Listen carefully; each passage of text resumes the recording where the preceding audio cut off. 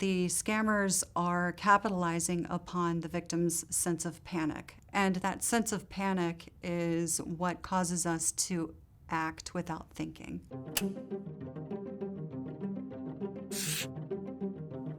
My name is Rebecca Keithley. I am an assistant section chief in the FBI's financial crimes section, and I have been a special agent for 21 years.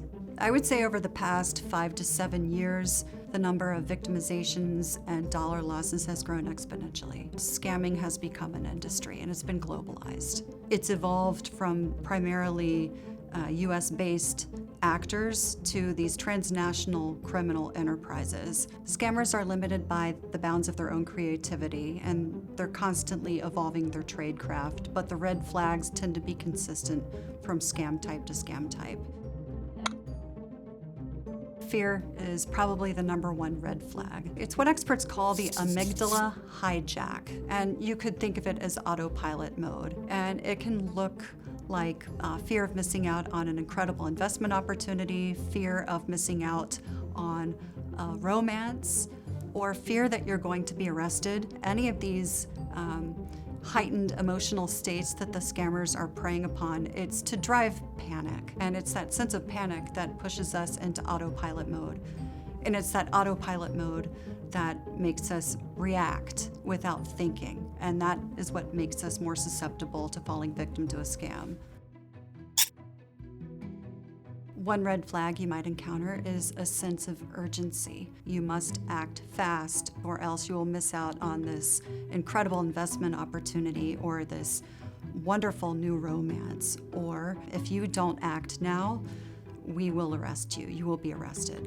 What the scammer is really trying to do is to prevent their targeted victim from thinking, from pausing, from verifying.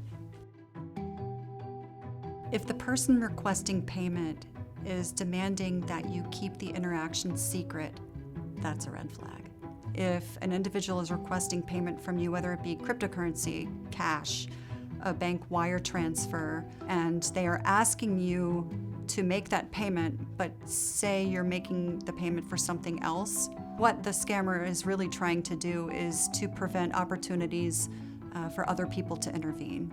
Somebody tells you to do one thing, but say you're doing another thing, massive red flag. What we consider to be unusual payment methods, that's a red flag. Gift cards, cryptocurrency, gold bars, if the individual says we're going to send a courier and they're going to pick up cash, big red flag. The justification behind that is that it evades bank oversight, and it's near instantaneous cash transfers. Gift cards continues to be a method of payment that scammers will ask their victims to pay through. Once you have handed over that code to the scammer, the money's gone. And so law enforcement and the financial institutions can't track it. That's what makes it such an attractive method of payment that the scammers prefer. If someone is requesting payment from you and the justification doesn't make sense, that's a red flag. And the intention behind that is to confuse the targeted victim and to put them into that autopilot mode so they act without thinking. We had a victim who came forward in an imposter scam. Someone claiming to be a third-party retailer contacted the victim and said, your credit card was declined, and unless you make payment through gift cards, the IRS is going to arrest you. None of that made sense. But later, in speaking with the victim, I asked her what compelled you to buy gift cards and to send the codes, and she said I was afraid I was going to be arrested. She said that she didn't even buy anything through that retailer.